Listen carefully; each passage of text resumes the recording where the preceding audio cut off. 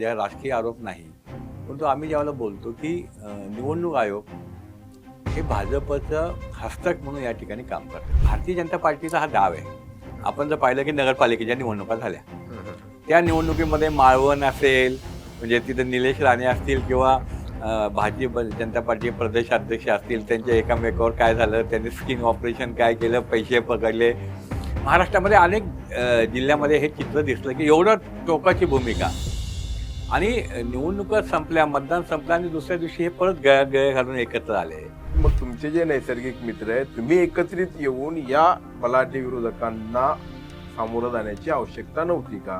नगरपालिकेच्या निकालानंतर खरं म्हणजे त्यांच्यामध्ये चलबिचल जास्त झाली, कारण ज्या पद्धतीचे निकाल लागले आणि महाराष्ट्रामध्ये 3 नंबरचा पक्ष म्हणून काँग्रेस पक्षाला जागा मिळाल्या आणि त्यानंतर दोन्ही राष्ट्रवादी काँग्रेसची जी परिस्थिती निर्माण झाली, त्यामुळं त्यांच्यामध्ये एक गट असा होता की आपण एकत्र मिळून जावं.